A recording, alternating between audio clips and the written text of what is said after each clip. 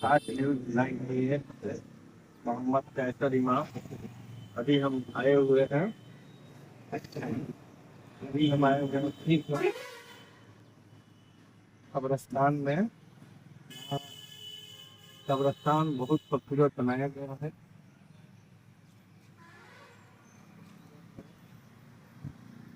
ऐसा शायद कहीं आप नहीं देखे हैं इस तरह का कब्रस्तान। बहुत ही खूबसूरत बनाया गया है।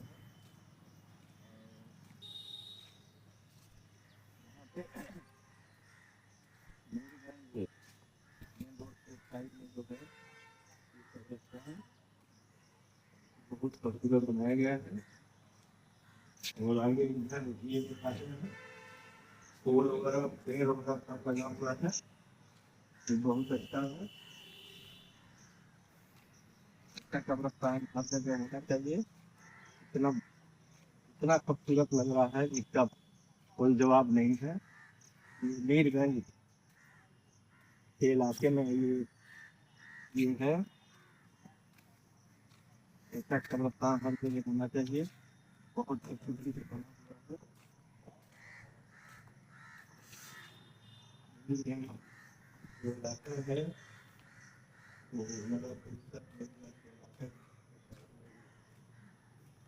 कब्रस्तान है। बहुत खूबसूरत नज़ारा है इसका।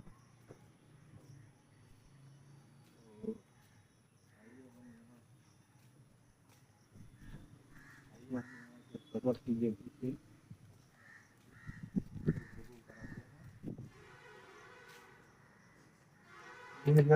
इस इस कब्रिस्तान के बारे में आपसे कुछ गुफ्तगू करना चाहते हैं। आप यहाँ के सदर साहब हैं, कुछ बताएं इस कब्रिस्तान के बारे में। इतना खूबसूरती से बना है, बहुत बहुत रौनक है। ऐसे कब्रिस्तान हर जगह होना चाहिए। सबसे पहले जो है कि आपका और आपके चैनल को जो है कि हमारे कमेटी की तरफ से हमारे तरफ से बहुत बहुत मुबारकबाद। आप जो है कि जीवन में ऐसे ही आगे बढ़ते हैं। ऐसा है कि ये कब्रिस्तान जो है कि लगभग 5 वर्षों से जो है क्या हो इस रूप में आया है। काफ़ी जो है कि इसमें मेहनत हुई है, काफ़ी जो है कि लोगों का इसमें सहयोग रहा है। और यह कब्रिस्तान जो है इसको इस हिसाब से बनाया और सजाया गया है कि लोग जो है इससे कोई भी जो है कि मतलब किसी समाज के लोग हों, इससे देख करके ये सीख ले, प्रेरणा लें कि हम अपने समाज के बेहतरी के लिए अगर दिल जान से कोशिश करें, प्रयास करें, तो हम लोग इसमें कामयाब हो सकते हैं। लोग कब्रिस्तान के नाम से भयभीत होते थे, चिंतित होते कब्रिस्तान, शमशान, इस तरह की चीजें। लेकिन जो है कि आदमी जिस हिसाब से अपने जीवन को रखता है, जीता है, उस हिसाब से अपने संसाधन को भी वो बेहतर कर सकता है, सजा सकता है। इसी का जो है कि एक हम लोगों ने जो है छोटा सा एग्जाम्पल तैयार किया है। और हम लोग का ये संदेश है, मैसेज है कि और जगह के लोग भी जो है, चाहे वो कब्रिस्तान हो, चाहे वो शमशान हो, उसे बेहतर कर सकते हैं। उसे दिलो जान से उसमें मेहनत करना होगा, उसमें सहयोग की आवश्यकता होती है, लगन की आवश्यकता होती है। अगर ये सारी चीजें रहेंगी तो मुझे ऐसा लगता है कि इससे भी बेहतर कब्रिस्तान बन सकता है। जी हजरत से रूबरू होते हैं। आपका नाम क्या हुआ? मेरा नाम सईदुल्लाह जी इस कादरी कब्रिस्तान के जी हाँ, इस ताल्लुक से चूंकि ये मेरा इलाका ही और मेरा अपना कब्रिस्तान माना जाता है, तो मेरा घर यही पर नरैनिया में है।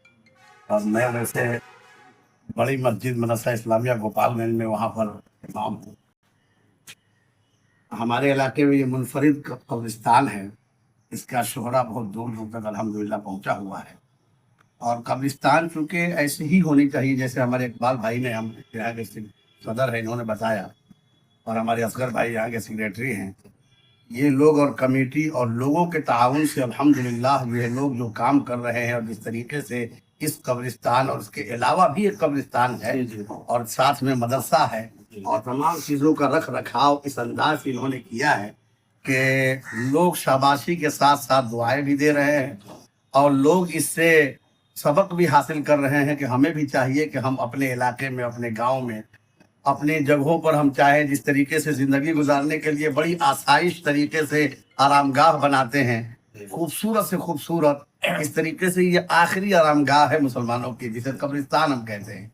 इसे भी हमें चाहिए कि खूबसूरत और बेहतर इस अंदाज में बनाए कि जैसे इन्होंने कहा कि भयभीत लोग ना हो, यहाँ आने के बाद लोगों को लगे कि हाँ एक सुकून की जगह पर हम पहुंचे हैं, और बड़े सहूलियात के साथ वुजू बनाने का, बारिश हो जाए तो उससे बचने का, उसके अलावा कीड़े मकोड़े और जंगल झाड़ वगैरह का हमेशा वक्त वक्त पर कटाई और तमाम चीज़ों का ख्याल, और यकीनन इन लोगों ने ये काम किया है। मैं आपको भी मुबारकबाद देता हूँ, इन्हें भी मुबारकबाद देता हूँ, और मैं उम्मीद रखता हूँ कि जितने लोग चैनल से जुड़े हुए हैं या जुड़ेंगे, वो लोग अपने इलाके में भी ऐसी कब्रिस्तान और ऐसे इंतज़ाम करेंगे। ये हजरत सेक्रेटरी साहब के फास्ट न्यूज़ 98 कैसर इमाम, मैं मीरगंज कब्रिस्तान में अब सेक्रेटरी साहब से कुछ इस कब्रिस्तान के बारे में कुछ पूछना चाहते हैं। देखिए, जैसे कि अभी हमारे सदर साहब हमारे इलाके के हाफिज़ बुखारी सैदुल्लाह साहब के साथ आपने गुफ्तगू जी, जी। की, लगभग सभी चीज़ें बता चुके हैं। मैं आपके चैनल के माध्यम से यही मैसेज देना चाहूँगा अपने कौम के लोगों को और अपने इलाके के लोगों को, चाहे किसी भी कौम से बिलोंग करते हो। ये जो रोड बनी है, ये रोड बनाने का मेन मकसद है, जैसे आपने वीडियो बनाया और देखा काफ़ी जंगल हो गए, बरसात का दिन है, तो कम से कम कब्रिस्तान के हर कोने पे सहूलियत से चले जाए, अपने बाप दादा और वजदादों का जो कब्र है वहाँ पे जाके फातिहा पढ़े। इसलिए रोड बनाया गया। ये शेड इसलिए बनाया गया कि अचानक बारिश आ जाए या बहुत तेज धूप हो तो यहाँ हम लोग थोड़ा सा छिप सकते हैं। और वजूखाना इसलिए बनाया गया है कि रास्ते से आते हुए किसी के तबीयत गड़बड़ हो, हवा खारिज हो जाए या कुछ कमी बेसी हो जाए तो उसका वजू टूट जाए तो वजू कर ले। एक ठंडा पीने का फ्रीजर लगाया गया ताकि तपती धूप में कोई आए, बुजुर्ग आए, प्यास लगे तो पानी पी ले। तो और बॉडी फ्रीजर का इंतजाम है। यहाँ तक कि तूफानों और पानियों को बीच में भी मैयत की अगर आवश्यकता पड़ती तो उसके लिए भी पूरी व्यवस्था बनाई गई है। तो कुल मिला जुलाकर ये है कि हम लोगों ने एक छोटा सा प्रयास किया है कि हमारे इलाके में किसी के घर इंतकाल होती है तो वो ज्यादा परेशान ना हो, उसको बेहतरीन सुविधा और सहूलियत मिले, क्योंकि जिसके घर इंतकाल होती है वो परेशानी में होता है। इन सब चीजों का लोड उस पर ना पड़े, कमेटी इसका ख्याल रखती है। और मैं तमाम आपके व्यूअरों से ये गुजारिश करूंगा कि जहां से भी बिलोंग करते हैं अपने इलाके के इदारों को बेहतर करने का एक छोटा सा प्रयास करें। इंशाअल्लाह तबारक व तआला अल्लाह ताला इसका अजर आखिरत में देगा। इंशाअल्लाह।